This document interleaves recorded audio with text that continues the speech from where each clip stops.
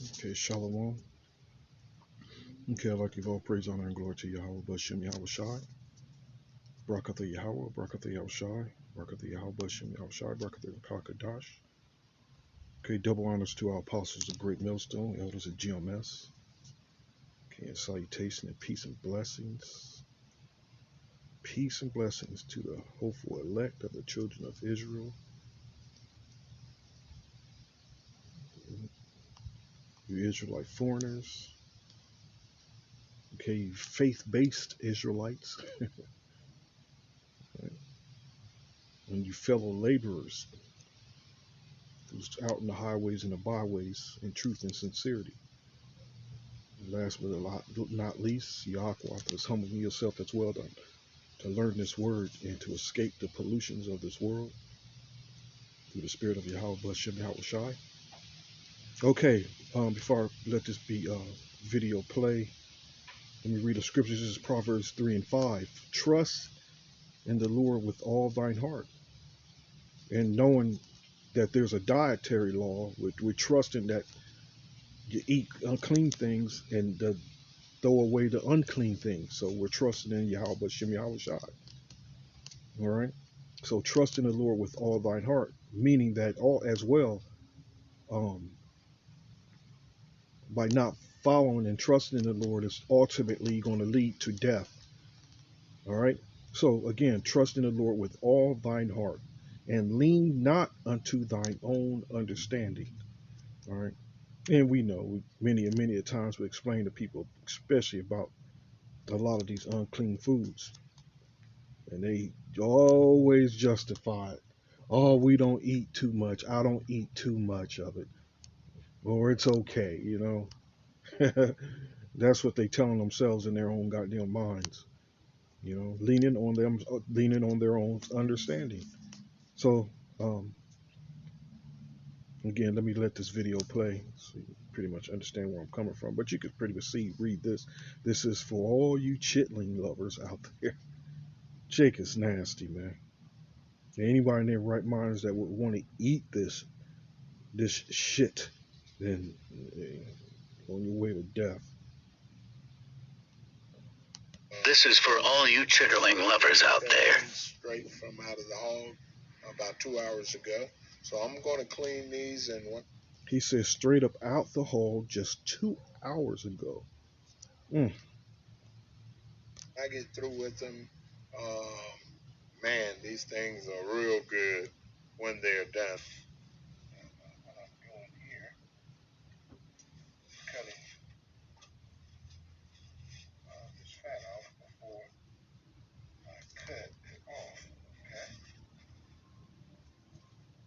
This right here is waste is in here. So what I'm going to do is I'm going to cut a hole here, and cut a hole here, cut that off, and I'm going to squeeze the waste out. Dookie. This is, I want you to see. Oh Lord. Mm, mm. You see that, Lord? Mm. The scripture says this here. Let me grab it out. This is the scripture. I'm going to Job. Is it Job 14? Let me grab this. Job 14. Job 14 and 4 says, "Who can bring a clean thing out of an unclean?" It says, "Not one. Not one." Who can bring a clean thing? Which what they're justifying. What they're doing is the it's the thing it's the course they go through as far as extracting the pigs intestines out and cleaning them. And what they're doing is pretty much showing you example on how to clean the shitlings. So but the scripture says, who can bring a clean thing, which the ultimate goal is they're cleaning them for a meal, to eat. It's an unclean thing. Who can bring a clean thing out of an unclean? Which clearly, which obvious, The swine is unclean, no matter what or however or whatever ritual or prayers you put over it. It's unclean. But it ends with it says not one, not one. You know, Oh, man. look at that. I would like to spray some water in here. Check it out. This is for all you chitterling lovers out there. Straight from. Man, like I said, you can't make this madness up, man. And here Yahweh Shem Yahushai sent his men of the Lord out there, you know. And that's the whole purpose of us going out to the highways and the byways to, hopefully to end this type of madness, man, that Jake lives by, that Jake swears by as well. It says in Ezekiel 44 and 23, and they, oh, let me start up. Um, um, it says, and they shall teach my people the difference between the holy and the profane, and cause them to discern between the unclean and the clean. But Jake's ain't trying to hear that. You chitlin lovers. And how did the Lord refers to them as swine flesh eaters. Whew. Let me grab another scriptures, man. You know, because we're to this point now that there shouldn't be any excuse for Jake's not knowing this, man. Not knowing this word, not knowing uh, uh, uh, that as far as swine, even if they haven't even heard through an Hebrew Israelite, you got these niggas that call themselves that's part of the Nation of Islam, that's Muslims that stress um, uh, the forbidden of eating swine's flesh. Um, let me go see if I can find this scripture here. Everyone in their right mind, but like I said, Jake's he chases his flesh, he chases his lust. You know. Let me see if I can find it. I'm gonna end it with this last scripture though. Um,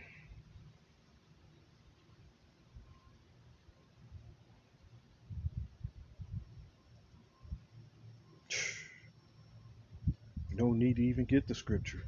Honestly, straight up that but I might end up reading it anyway.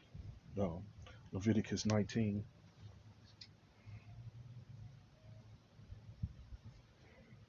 You know what? I'm gonna go and do that anyway. But the scripture I have right here is in Isaiah 66, 19, and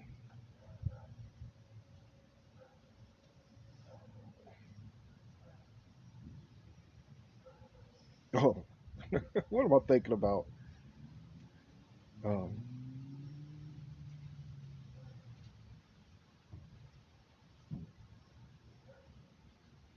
Here we go. I says Leviticus 19. It's the wrong one. It's Leviticus 11 or Deuteronomy 14. Either one. Um, so let me read Deuteronomy. Okay. Okay. Nevertheless, these ye shall not eat of them that chew the cud, or of them that divide the cloven hoof, as the camel and the hare and the coney, for they chew the cud, but divide not the hoof. Therefore they are unclean to you. And the swine, because it divideth the hoof, yet cheweth not the cud, it is unclean unto you. Ye shall not eat of their flesh, nor just touch their dead carcass. Okay. All right. So here we go. Oh, and the priests pretty much really are the ones that's responsible for this foul behavior carrying on. And it trickled down through generations. And pretty much who I grew up, growing up in my family, it was always my mom that was my dad ate them as well, but it was always my mom that made a point for us, you know, to swallow down this madness here. It says for about 66, 17. They that sanctify themselves and purify themselves in the gardens behind one tree in the midst, eating swine's flesh, and the abomination and the mouse shall be consumed together, saith the Lord. For I know their works and their thoughts. It shall come that I will gather all nations and tongues. They shall come and see my glory. Oh, sick, man. Just straight up sick. Shalom.